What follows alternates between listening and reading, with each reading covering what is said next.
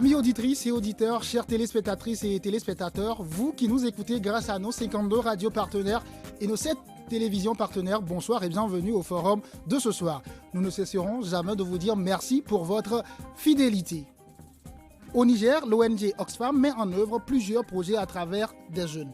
Dans la région de Zender, on parle du projet intitulé JEEN, Jeunes, entreprennent et s'emploient au Niger. Jeunes sahéliennes pour le climat, GESAC, dans la région de Dosso.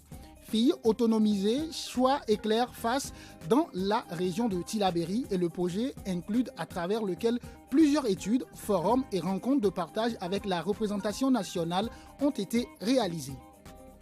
Confronté à des défis d'ordre sécuritaire dans la région de Difa et Tillabéri, le Niger est souvent classé par le Programme des Nations Unies pour le développement comme étant un des pays les plus pauvres au monde. Le problème est incontestablement celui de l'emploi des jeunes. Au vu de l'ampleur de l'étendue du problème de l'emploi au Niger et plus généralement celui de l'épanouissement des jeunes, une politique nationale en faveur des jeunes dénommée Politique nationale de la jeunesse a été mise en œuvre par l'État nigérien pour la période de 2016 à 2020. La prise en compte des perspectives de la jeunesse dans les politiques publiques, c'est le thème du forum de ce soir. Et pour en parler, quoi de plus normal d'avoir des experts autour de moi. Nous avions M. Garba Abdoulaye. Il est coordonnateur de la cellule d'analyse des politiques publiques et d'évaluation de l'action gouvernementale CAPEJ. Nous avions également Mme Mariam Oumar, directrice régionale de la jeunesse et du sport. Nous avions M. Abdou Zeidou Sanoussi Abdoulaziz, directeur exécutif du MOGEDEC, un mouvement qui milite en faveur des jeunes. On aura l'occasion de découvrir ce mouvement. Et enfin, nous avions parmi nous Mademoiselle Tanimoun Ali Yerima Nana. Elle est présidente nationale du cadre consultatif nigérien des enfants et des jeunes. Bonsoir et bienvenue au forum de ce soir.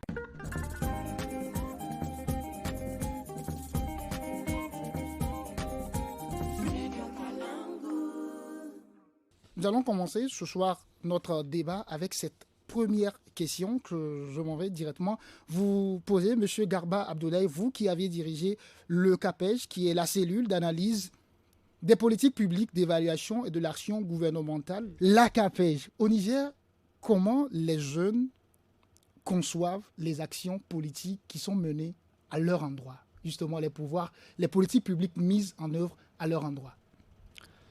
Merci pour nous avoir invités à ce forum et tous nos encouragements à Studio Kalangu et à ses partenaires. Donc pour la question sur la perception des jeunes, effectivement la CAPEJ, au cabinet du Premier ministre, on a réalisé une étude sur la perception des jeunes et l'efficacité des politiques publiques au Niger. Et il y a plusieurs aspects. C'est quoi être jeune, c'est quoi les difficultés auxquelles sont confrontés les jeunes, c'est quoi les opportunités qui s'offrent à ces jeunes et c'est quoi les recommandations de leur point de vue. Parce que nous, notre rôle à la CAPEJ, c'est la seule structure de l'État qui est payée pour critiquer ce que l'État fait, c'est-à-dire aller faire le diagnostic, c'est-à-dire pour ramener à l'État pour pouvoir influencer les politiques publiques dans la façon de les mettre en œuvre. Il ressort de cette étude que vous avez deux types de perception des politiques publiques.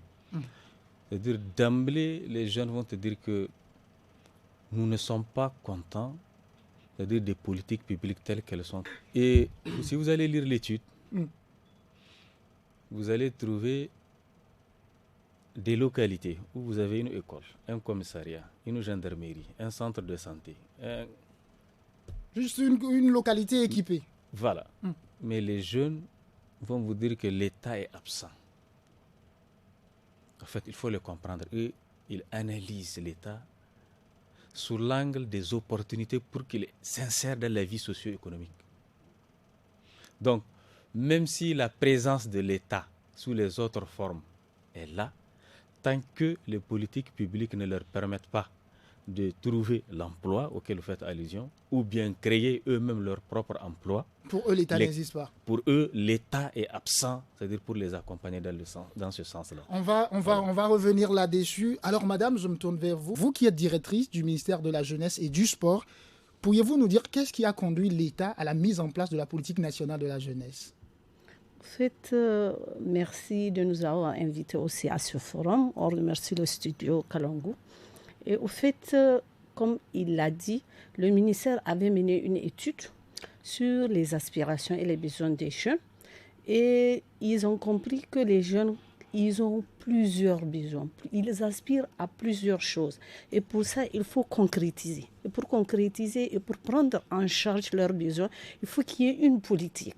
Et c'est partant de cela que le ministère a mis en place une politique et qui a commencé, c'est une politique qui prend en charge les questions des jeunes. Ça veut dire autour des axes ou des programmes stratégiques pour pouvoir venir à bout, peut-être pas de tous les problèmes des jeunes et besoins, mais quand même donner des réponses aux attentes de ces jeunes. Et c'est dans ce sens qu'il a été créée une politique de la jeunesse. Alors, je continue avec vous. Que contient réellement cette politique ?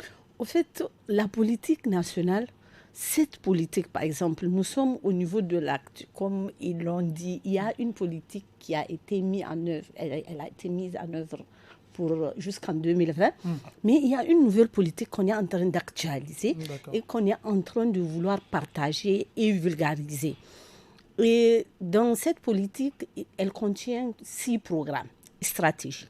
Et dans ces 6 programmes... De la nouvelle, donc. De la nouvelle. Et dans les 6, parce que l'ancien avait les 4 axes.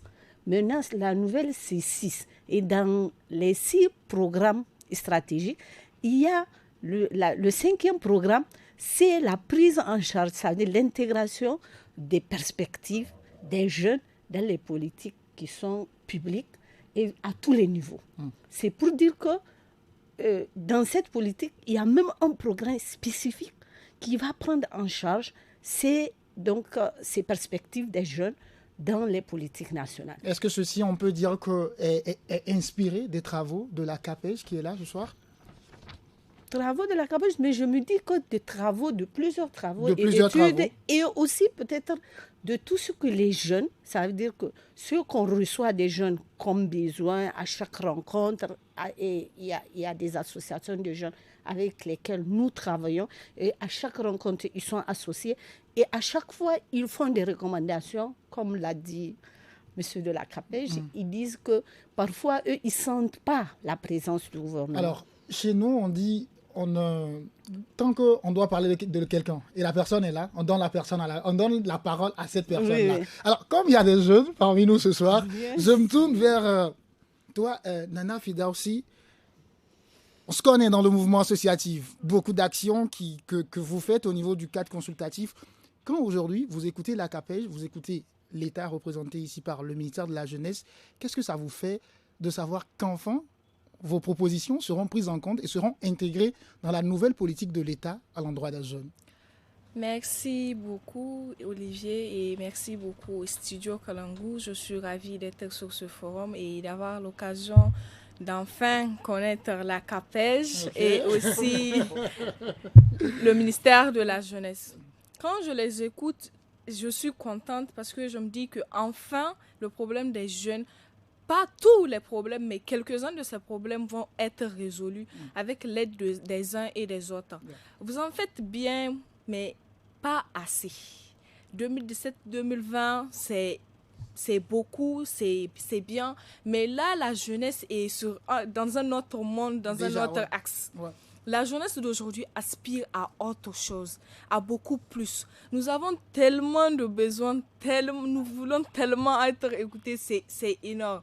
Donc, si vous avez parlé de 6 axes, parmi ces axes, j'aimerais savoir, impliquez-vous les jeunes dans la mise en œuvre de ces axes, si la suggestion, si vous écoutez les jeunes, si les jeunes participent aux prises de décision. Parce que je me dis que vous ne pouvez pas faire quelque chose pour les jeunes sans pour autant impliquer les jeunes. Je vais te prêter ma parole, mais ce n'est pas moi qui va parler. C'est plutôt mon ami de Mojedec. Comme vient de le dire la sœur, une chose est de prendre en compte les aspirations des jeunes pour la mise en place de la politique nationale, la nouvelle politique nationale des jeunes qui sera mise en place. Et une chose est de les associer au déploiement de cette politique. Vous, qu'en pensez-vous? Okay. Merci beaucoup pour l'opportunité qui nous a été offerte. Et merci aussi à ceux qui sont là pour animer cette émission avec nous, ainsi que le studio Kalangu et ses partenaires.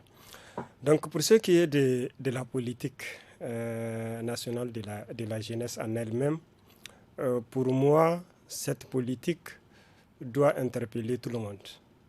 Parce que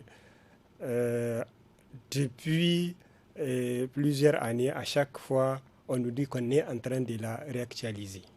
On est en train de la réactualiser. C'est un document qui a du mal à finir. J'ai l'impression qu'on a plus en fait, le goût à la réécriture du projet que sa mise en œuvre. La deuxième chose, c'est que au niveau même de cette réactualisation, vous ne sentez pas une implication, une concertation, une consultation des jeunes, des organisations des jeunes et tout, au niveau communal, au niveau départemental, au niveau régional, au niveau national. Quand l'étude sur les besoins et aspirations des jeunes a été faite par le CAPEJ et la CAPEJ et l'UNICEF, c'était très participatif. C'était des focus group dans des quartiers. On a consulté les jeunes, on a consulté les moins jeunes, les plus jeunes et tout ça pour demander leurs avis, leurs contributions, leurs perceptions. Mais pour moi, sur cette étude-là, c'est quelque chose de très minime par rapport à la politique nationale de la jeunesse qui malheureusement maintenant dans la forme qu'on est en train de dire, parce que moi je viens de l'apprendre que c'est en train d'être réactualisé actuellement. Donc là, pour moi, c'est comme si on est en train de l'implication on est en train de faire ça avec entre les agents du ministère, avec certainement aussi il y a quelque chose avec aussi certains mamies et papis des jeunes qui se disent représenter les jeunes, parce que ça c'est ça qu'il faut tenir compte aussi. On peut pas dire ça, mais comme le ministère est représenté, on donnera la chance. Ou bien l'attentif veut dire toi réagir. Oui, je veux juste. Non, en fait, je voulais juste réagir par rapport aux deux intervenants, aux deux derniers intervenants. Pour l'actualisation de la politique, les jeunes ont été associés. J'étais parmi les membres, peut-être les participants du ministère, mais on avait amené des jeunes. Le conseil régional, le conseil national, même s'il a dépassé le mandat, il est toujours là. Le conseil régional était là. Certaines associations des jeunes ont été invitées, ils ont été conviés. Et je vous assure, même dans les travaux qu'on a eu à faire, on a décidé que les présidents et les rapporteurs seront des jeunes. Ça veut dire qu'on a, à Maradi, impliquer ces jeunes. Et le même langage que vous avez tenu, ils l'ont tenu. Parce qu'ils nous ont dit, ils ont vraiment exprimé leur, je ne sais pas, amertume pour dire qu'on parle de politique, mais quand on veut faire de la politique, on a l'impression que c'est les personnes âgées qui font la politique. Donc, madame, vous comprenez aujourd'hui que le problème est réel. Si on l'a dit sur le terrain et on le dit sur ce plateau, ça veut dire que le problème est réel. Non, je n'en disconviens pas. Je ne dis pas que ce n'est pas réel. Mais je vous dis que pour la nouvelle, l'actualisation qu'on a eu à faire, on a tenu compte de ces jeunes-là parce qu'ils ont conduit même l'actualisation. Ils étaient les présidents. Et le débat, ils l'ont aussi conduit. Et maintenant, pour ce qui est du partage, ils seront conviés parce que bientôt, la région de Niamey va recevoir la mission. Et les jeunes, les associations des jeunes, en tout cas, ils seront le plus grand nombre de participants, ça sera les jeunes. D'accord. Dans notre jargon, on dit c'est le wait and see. On wait et on see les temps. Bientôt le 30. Le 30 août. Le 30. En tout cas, une date est déjà annoncée. On va évoluer parce qu'aujourd'hui, j'ai beaucoup de questions à vous poser, chers invités. Je suis jeune, ce qu'on dit ce soir me touche. Alors, les études ont révélé que la politique nationale des jeunes est ignorée par la majorité des jeunes Nigériens, notamment ceux des milieux ruraux. Et quand on suit ce débat de ce soir, on comprend que même dans la mise en œuvre, certains jeunes estiment qu'ils sont toujours très peu associés. Et pourtant, mention spéciale a été donnée au CAPEJ sur ce plateau et même dans la préparation de ce débat. Monsieur Gaba Abdoulaye, oui. Vous, quel est votre secret? Comment ça a été, comment vous l'avez conduit, votre étude, pour que cela puisse rentrer dans le cœur des gens jusqu'alors, et on en parle toujours? Merci beaucoup. En fait, ici, nous avons utilisé au niveau de la CAPEJ une méthodologie qu'on appelle la recherche-action participative. Dans cette recherche-là, vous ne partez pas avec des guides. ou des questionnaires. Vous créez les conditions pour que les gens débattent, qu'ils fassent eux-mêmes le diagnostic. Nous, quand on est allé, on n'a pas la question est-ce que le jeune a un problème ou non. C'est quoi être jeune? C'est des questions comme ça et on provoque le débat et on se retire. Les gens font le débat pour voir et c'est eux qui vont aller dire voilà c'est quoi être jeune. Et je profite de ça pour dire que comme ce sont les jeunes eux-mêmes qui ont fait le diagnostic, on a remonté ce qu'ils ont, c'est-à-dire leur perception. On ne peut pas dire que quelqu'un a raison quand il émet ses perceptions. On a remonté ça. Donc, c'est ça qui constitue l'étude. Et on a vu aussi les acteurs. Et je profite pour dire que, par exemple, la politique, elle était avancée lorsque l'étude était sortie. Et je profite de dire que c'est une étude de l'État maintenant. Ouais. Parce qu'il y a une feuille de route suivie par son excellence Premier ministre en personne. Et cette politique, c'est une des actions où le ministère de la Jeunesse est suivi pour l'actualisation. C'était par l'étude, l'actualisation était avancée, je crois, mais lorsque l'étude était finalisée, on a vu qu'il y a des recommandations où il y a des enseignements, il faut reculer. Il y a des aspects qu'on a omis de prendre en compte. Tout ce qui est les questions de jeunesse, c'est quoi être jeune? En termes de politique publique, sur les conventions internationales, on dit le jeune, c'est de quoi? 18 à 35. Mais 15 à 35 ans. Au Niger, personne ne te définit le jeune que par le prisme de l'âge. Et vous parlez de la politique. Quand on parle de la politique, c'est le gouvernement. Mais l'étude, il ne faut pas que les jeunes oublient, ils ont leur propre responsabilité sur leurs propres problèmes. Nous allons parler justement de la responsabilité des jeunes, ne vous en faites pas. Voilà, donc il y a cet aspect-là. Madame, ça fait mal de savoir aujourd'hui qu'il y a une politique de l'État qui prend en compte les différents axes sur lesquels l'État attend les jeunes et que les jeunes ne le connaissent pas. Et c'est ce qui a été reproché à l'ancienne politique nationale de la jeunesse. Vous, aujourd'hui, est-ce que les moyens sont pris pour que la prochaine, celle qui sera réactualisée, soit vraiment vulgarisée au point que les jeunes, surtout ceux des milieux ruraux, sachent concrètement qu'est-ce que c'est la politique nationale de la jeunesse et ce que ça contient. Merci. Au fait, comme vous l'avez dit, on a entendu des reproches et comme vous l'avez dit aussi, dans l'actualisation, nous sommes en train de remédier. Ça veut dire que nous prenons en compte les remarques des jeunes. Et je l'ai dit, bientôt, il y aura le partage et la pré-vulgarisation à Niamey, mais il y aura une mission terrain. Par exemple, si on prend la région de Niamey, nous avons les 5 arrondissements communaux.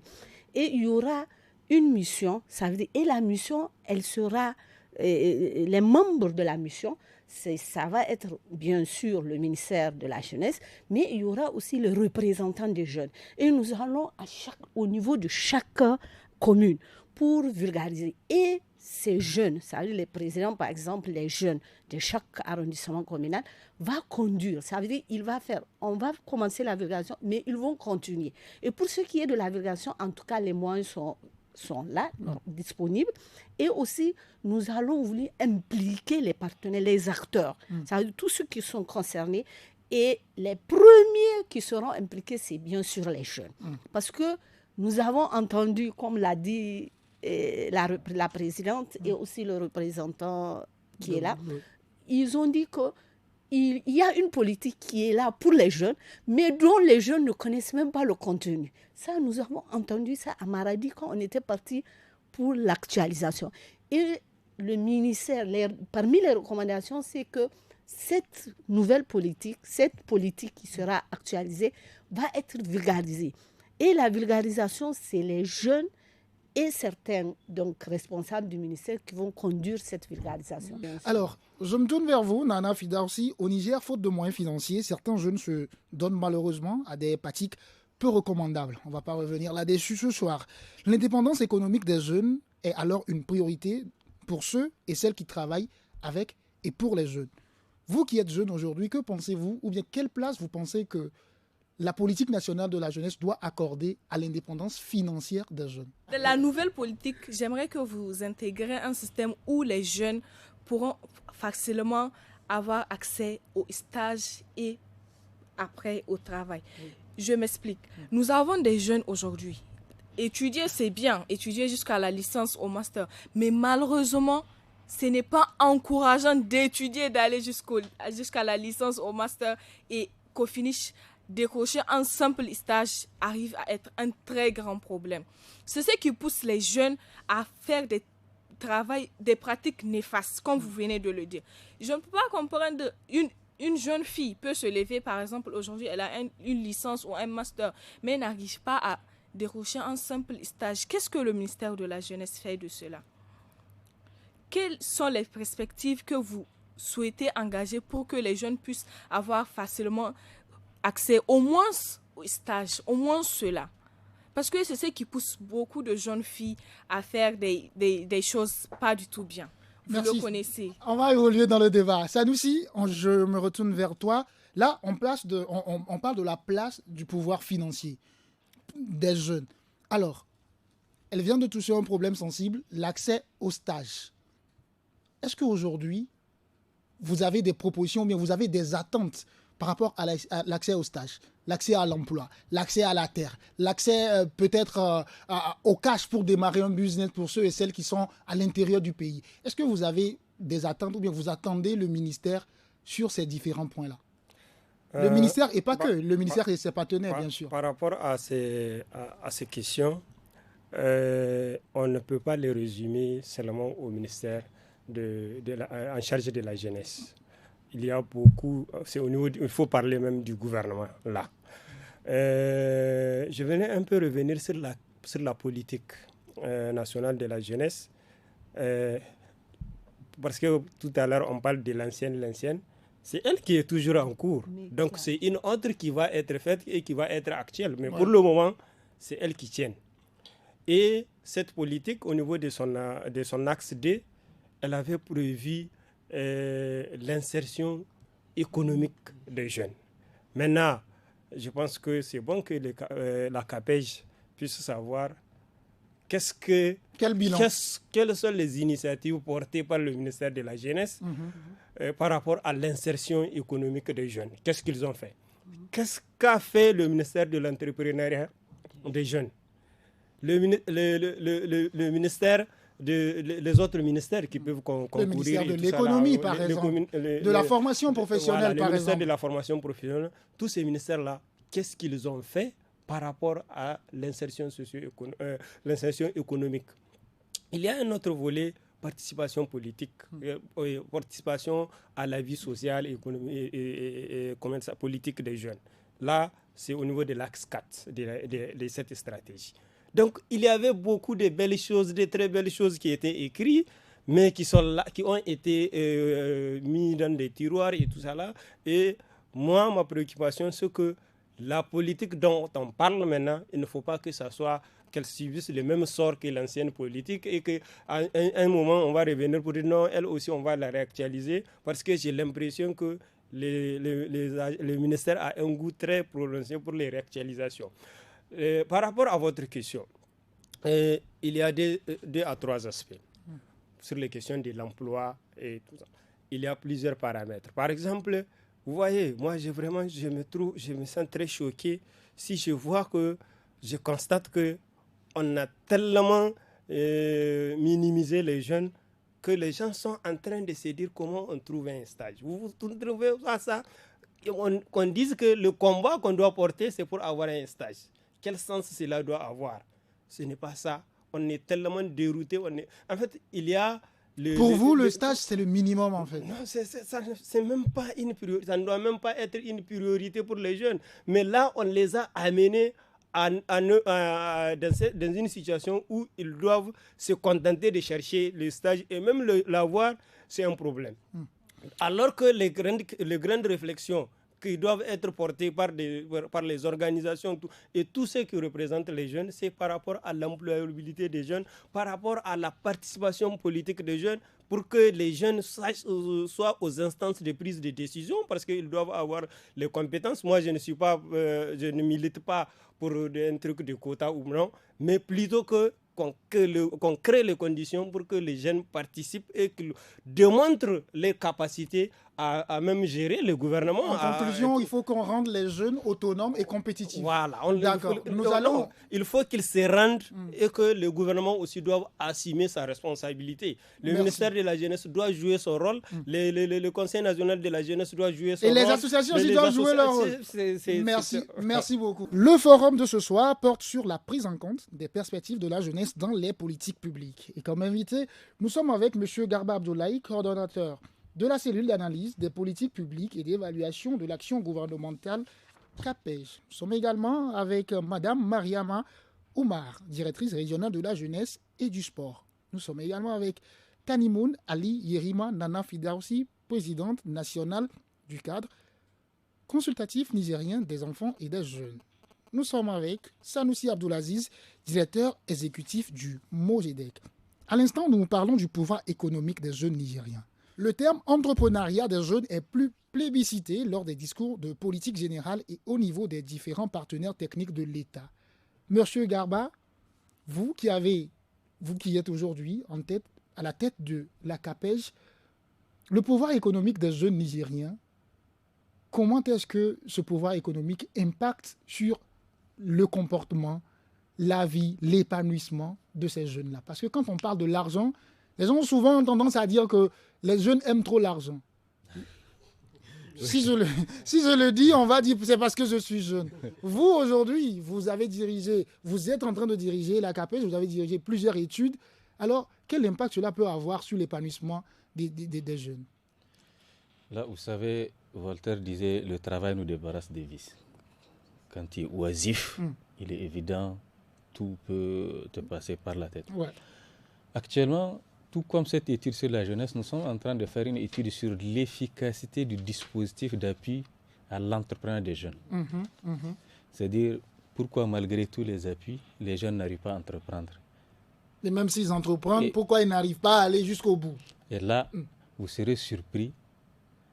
Selon les premiers résultats qu'on a, l'équipe a fait toutes les régions, le reste, Tillabéri, qu'ils vont faire la semaine prochaine, je crois, ou même cette semaine. 60% des problèmes, ce sont les jeunes eux-mêmes. Et là aussi, ce sont les jeunes eux-mêmes qui ont fait le diagnostic. Il y a d'autres cadres. Les gens voient l'État, mais les gens vont te dire que notre contexte même culturel nous empêche d'entreprendre. Il est interdit d'être forgeron, il est interdit d'être boucher. Donc, c'est-dire et quand on parle de femmes, il y a certains travaux qui sont interdits aux femmes. Voilà, ça, c'est le métier pour rester. Tu ne vas pas voir un Nigérien, les Nigériens qui ont commencé la restauration hommes. C'est rare. C'est maintenant qu'il y en a. J'ai vu des Maoris là, qui font des galettes. Un bon picture. Donc, ça c'est... J'ai vu un camarade, un ami Touareg qui a fait un restaurant, mais durant 3 ans, il a résisté. Sinon, les gens disent, toi, tu es devenu, tu prépares à manger, tu vas à manger aux gens. Donc, en réalité, les gens voient l'État. Et c'est vrai, quand on parle de stage, et on vous reproche d'être attentiste. C'est dire, c'est un stage quoi? Est-ce que vous savez que 80% des jeunes ne sont pas allés à l'école et qu'ils n'attendent pas des stages et ils s'organisent pour s'insérer dans la vie socio-économique? Mais il y a une frange privilégiée qui est allée à l'école et qui finit les études et qui attend à être. Et j'ai vu, vous aurez là, le film qu'on a eu dans l'étude jeunesse, une fille de la région de Zander qui a dit, au Niger,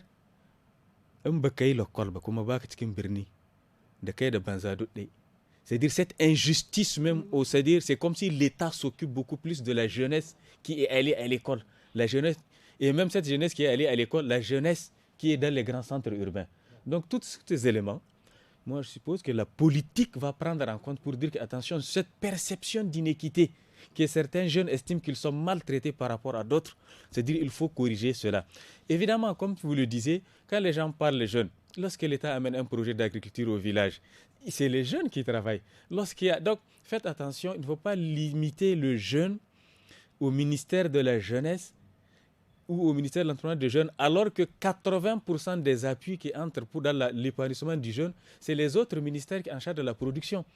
Donc, j'entends des fois les jeunes dire le ministère de l'entrepreneuriat des jeunes, on vous a donné 60 millions. Non, ce n'est pas le ministère de l'entrepreneuriat des jeunes qui crée des emplois, mais c'est l'éveil entrepreneurial.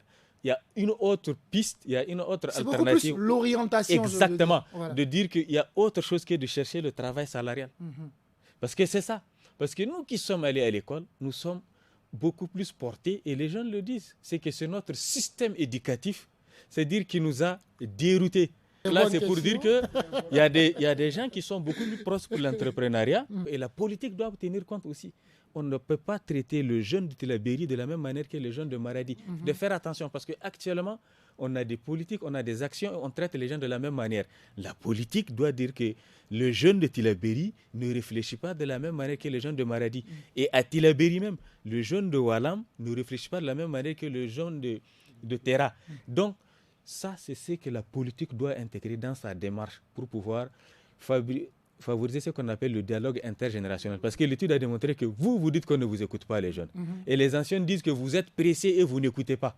Finalement, on est bloqué. Et c'est ça, cette initiative que le ministère pilote de plus en plus sur le dialogue intergénérationnel au niveau même local, au niveau de communes, pour que les deux communiquent, sachent qu'est-ce que je dois faire. Parce que comme je le dis encore, je le répète, il y a des grandes responsabilités des jeunes pour que les jeunes réussissent eux-mêmes. Merci beaucoup à vous, M. Garbas. On reste dans l'économie. Madame, dans l'économie nigérienne, le secteur informel est fortement développé, ce qui favorise par ailleurs ce que j'appellerais une économie de débrouillardise.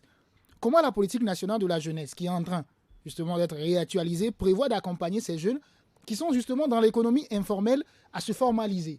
Parce que, comme l'a dit M. Garba, on a l'impression qu'on a deux jeunesses. Une jeunesse civilisée des grandes villes qui a accès à tout ce qui est bancarisation et tout, et une jeunesse laissée pour compte qui est dans les milieux ruraux, qui est dans la débrouille. Et pourtant, ceux qui sont dans les milieux ruraux sont plus nombreux que ceux des villes. Comment on accompagne déjà un jeune qui fait déjà son activité dans une région quelconque à se formaliser et à rentrer dans ce qu'on appelle un circuit formel? Oui, merci beaucoup. En fait, si je voulais réagir par rapport à ma jeune fille qui parle il y a un problème de stage, et comme l'a dit M. Garba, les jeunes attendent tout de l'État. Ça veut dire qu'on ne parle pas, comme il a dit, de l'auto-emploi, de chercher. On a l'impression que vous ne parlez que de ces jeunes qui sont au niveau de la ville, qui ont été à l'école. Et la plus grande partie, c'est des jeunes qui sont dans les zones rurales et qui sont là, vraiment, eux-mêmes, on doit tenir compte de leurs besoins. Et par rapport à l'intégration des jeunes dans le circuit, dans la politique que le ministère est en train d'actualiser avec les partenaires, il y a un programme stratégique qui est l'intégration des jeunes dans le circuit économique. Ouais. Et par rapport à ça, on a décliné ça en produits, en actions et comment aider. Ça veut dire que le ministère, il a l'habitude de former des jeunes en entrepreneuriat et aussi d'aider ces jeunes, de les accompagner. Donc, comment, si j'ai une affaire, comment la conduire, comment l'affaire doit être, par exemple, j'ai un projet, comment je dois conduire le projet, comment je dois vraiment pérenniser le projet pour qu'il soit viable. Et surtout, je suis déjà en train de gérer une petite boutique. Voilà, comment je formalise cela? Mais vous oubliez une chose, comme l'a dit M. Garba, la jeunesse, elle est transversale. Elle est prise en charge par plusieurs ministères. Peut-être le ministère de la Jeunesse et des Sports, il a un regard sur la jeunesse. Mais il travaille avec beaucoup de ministères. Le ministère de l'entrepreneuriat des jeunes, par exemple, de l'emploi, par exemple, le ministère de la population. Ça veut dire qu'on a beaucoup de ministères où le ministère de la jeunesse se trouve, par exemple, dans des comités interministériels où la question de la jeunesse, elle est là. Et que chacun, en fonction, par exemple, vraiment de son rôle, il prend en charge. Et quand ça dépasse, c'est l'autre qui prend en charge la question. Ça veut dire que la jeunesse, c'est pratiquement beaucoup de ministères qui prennent en charge. Mais je me dis que comment le jeune doit être accompagné quand il a un projet ou bien quand il est déjà dans le circuit économique. Ça veut dire, les gens, vous savez, parfois, ils méconnaissent même certaines institutions qui peuvent les aider. Et ils ne viennent pas chercher l'information. Et surtout, ils ne cherchent pas l'information là où il le faut. Là où il le faut. Et on veut du tout cuit. Même si on a l'impression, on a beaucoup de structures qui militent, ils sont dans des associations, mais ils attendent toujours qu'est-ce que l'État a fait. Mais l'État, si l'État a créé ces structures, c'est que quand l'État est là, c'est que ces structures doivent aussi accompagner. Bien sûr. Alors, Nana, je me tourne vers toi. Face aux réalités religieuses et communautaires, force est de constater que les jeunes, d'une manière générale, les jeunes filles surtout, sont fréquemment confrontées à des difficultés particulières liées en grande partie aux pesanteurs socio-culturelles. Et là, l'État est presque impuissant pour régler des problèmes socio-culturels.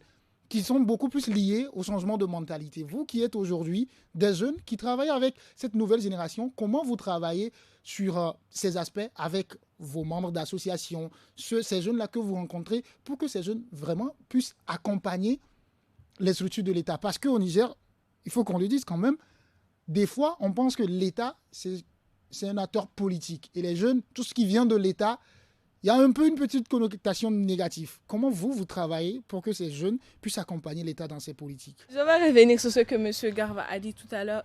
Pour moi, il faudrait promouvoir les dialogues intergénérationnels.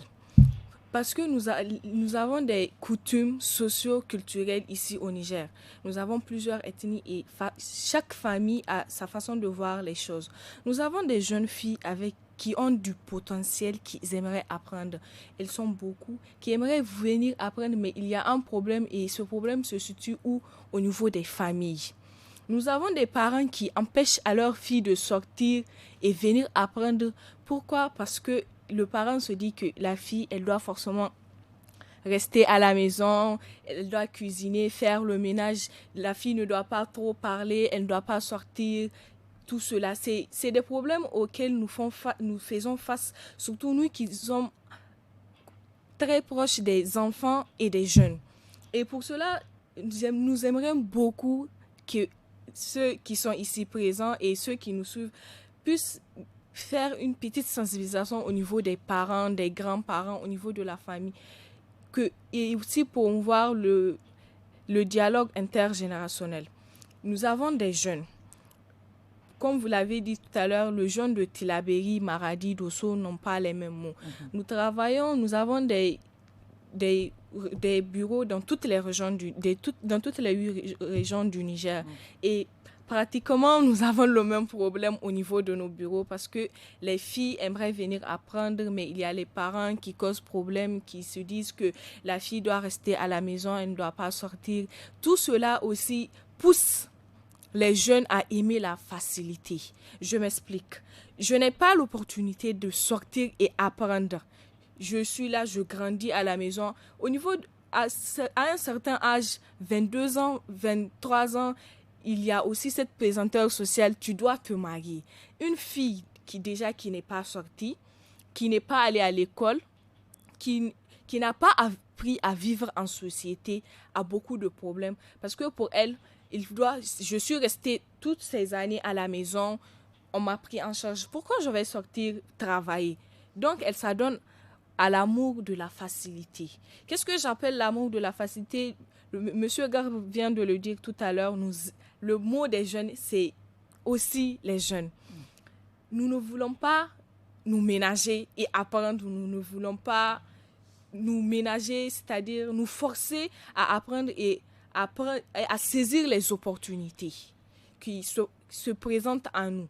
Il y a tout ce problème et je me dis que pour régler tous ces problèmes, il faut promouvoir le dialogue intergénérationnel. Est-ce que vous avez déjà commencé à le promouvoir ou bien vous attendez l'État? Bien sûr, nous l'avons commencé. Je l'ai commencé tout à l'heure dans la salle avant même qu'on ait commencé. Ça, c'est une bonne nouvelle. Je voulais juste réagir par rapport à ce qu'elle a dit. Oui. J'ai une anecdote à dire. Parce qu'il y a peut-être en février ou en mars, il y a une jeune fille qui m'a approchée. Elle, son papa, au fait, il est prêt à payer la scolarité. Tu as la formation jusqu'à ce que tu aies le diplôme. Mais il est contre que tu ailles travailler. Que le stage, que tout, il est contre. Et quand elle est venue me voir, elle a un master. Elle dit, mon papa, il a payé jusqu'au master. Mais maintenant, il me dit, attends, quand tu auras quelqu'un qui va venir te marier, si lui, il accepte que tu vas travailler, tu peux aller travailler. Et je vous parle du Niamey. Ça veut dire que c'est la capitale. Ça veut dire, et c'est une fille qui a grandi à Niamey, née à Niamey, grandi à Niamey, qui a un parent, et que le parent, il est prêt à payer la scolarité. Il a déjà payé la scolarité jusqu'au master. Mais elle a le master. Mais elle me dit, mon papa a dit, c'est bon, j'ai fait mon devoir, je l'ai fait. Maintenant, c'est le mari, c'est celui qui va te prendre, qui, si lui, il accepte que tu ailles travailler, il est libre. Mais moi, je fais juste la formation et tu restes à la maison. Et elle me dit, ça fait pratiquement un an que je suis là. Est-ce que tu peux parler à mon papa parce que ça veut dire que c'est une famille que je... Quand j'étais partie le voir, il me dit, tu sais, est-ce que je l'ai empêché d'aller à l'école? Est-ce qu'elle ne sait pas lire? Est-ce qu'elle ne sait pas écrire? Est-ce qu'elle ne sait pas... Il a commencé à dire, est-ce que j'ai fini? Il dit, prie pour elle, qu'elle ait un mari le plus rapidement possible. Et comme ça, quand il va venir, le problème sera résolu. Ça veut dire son problème, c'est quand son mari, quand elle aura un mari, sûrement que le mari, là, il me dit en langue Hausa, il dit, mazan yanzu nan suna son matan su su yi aiki. Ta samu ya bar ta yi aiki. Est-ce que vous comprenez? Ça veut dire pour lui, il a fait ce qu'il devait faire. Maintenant, c'est quand elle aura un dans le foyer. Oui, c'est pour vous dire que vraiment, c'est vrai, il y a des personnes, quand vous les voyez, vous pensez que ça n'existe pas. Mais à Niamey, même ces mentalités existent. Mais est-ce que vous, aujourd'hui, d'une manière globale, est-ce que la politique prévoit des actions pour pouvoir sensibiliser l'opinion par rapport à ces pratiques et surtout leurs conséquences? Oui, nous avons, par exemple, comme je l'ai dit, un programme, même dans l'ancien, la protection des jeunes. Et dans la protection des jeunes, nous, tout ce qui peut freiner, par exemple, à l'épanouissement des jeunes, nous essayons de trouver des solutions. Et dans la recherche de solutions, il y a aussi des actions comme faire des plaidoyers au niveau, par exemple, des leaders, pour que vraiment ils sensibilisent les parents, pour dire qu'il y a certaines pratiques qui sont vraiment néfastes, même si c'est des pratiques culturelles, mais c'est des pratiques qui sont néfastes. Et vraiment, on le fait. Et vous savez, comme la culture, c'est ancré. C'est ancré dans nos sociétés. Et pour vraiment changer la mentalité, il faut de la patience. Et il faut du temps. Et nous sommes complices. Et le temps, et nous sommes complices. D'accord. Et il n'y a aucune fille qui va aller dénoncer ses parents. Malgré qu'il y a l'UNICEF, le droit des enfants, au Niger, aucune fille, aucun enfant va aller dénoncer. L'éducation africaine... Donc, ça va être vraiment long. L'éducation africaine, elle est comme telle, et on l'aime comme celle-là. Alors, nous sommes presque à la fin, mais on ne va pas terminer ce débat quand même sans demander aujourd'hui, au niveau de la Mojédec, quel rôle peut jouer les associations de jeunes pour la réussite des politiques publiques mises en place, surtout pour les jeunes. Parce que comme je l'ai dit aujourd'hui, il y a le monde des associations et le monde de l'État. Or, ces deux mondes sont des mondes complémentaires. Les associations sont censées compléter l'État dans ses actions. C'est l'État qui est là, qui doit faire tout.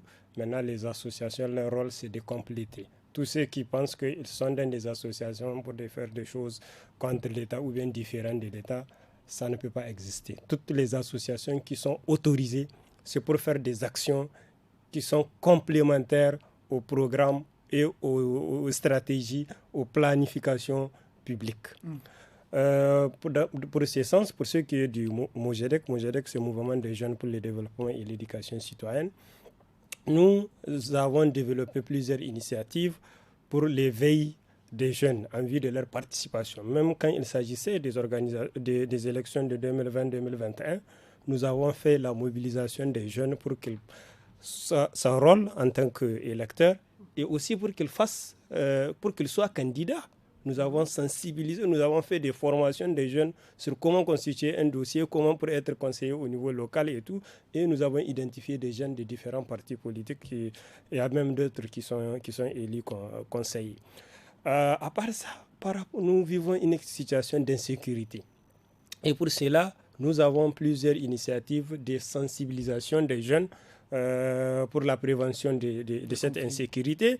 Nous travaillons à améliorer les relations de confiance et de collaboration entre les forces de défense et de sécurité. Beaucoup de choses que vous faites, les tout jeunes. Simplement. Et nous travaillons aussi nous avons pris le soin de faire la différence, par exemple pour le cas de Tillabéri, où il y a une insécurité qui se développe, parce que naturellement cette injustice, c'est le sentiment d'injustice dont certains jeunes par exemple, se prévalent.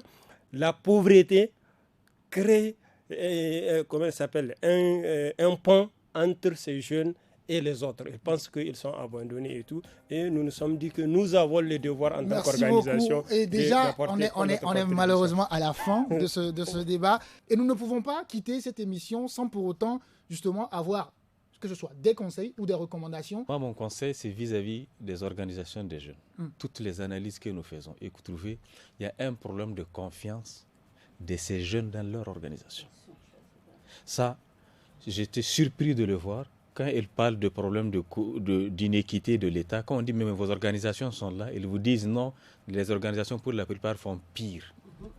Donc, le conseil travaillait l'image, produisait des résultats. Et surtout, soyez vrai. Exactement. Soyez vrai. Voilà. Alors, madame, un conseil à l'endroit de ceux et celles qui nous écoutent, surtout ces jeunes. Donc, oui, comme l'a dit Garba, je dirais que nous, au ministère de la Jeunesse, l'utilité des associations de jeunes ne se pose pas. On sait, on travaille avec eux, mais nous voulons aussi que ces jeunes qui militent dans les associations, que vraiment, quand ils sont sur le terrain, qu'ils fédèrent. Ça veut dire que toute cette jeunesse doit être, qu'ils soient avec toute cette jeunesse. Et qu'on sache que même les jeunes sachent ce qu'ils font. Merci beaucoup. Que les jeunes sachent ce qu'ils font. C'est avec cette phrase qu'on va se dire au revoir, chers amis auditrices et auditeurs, chères téléspectatrices et téléspectateurs. Merci d'être là du début jusqu'à la fin. Le forum de ce soir a été possible grâce à la complicité de Issa à la technique et la vidéo gérée par Mister Seini. C'est toujours avec plaisir qu'on vous sert sur Studio Kalangu. Vous pouvez nous réécouter à travers le podcast disponible sur le site internet et tous nos différents réseaux sociaux. D'ici là, portez-vous bien. Bye bye.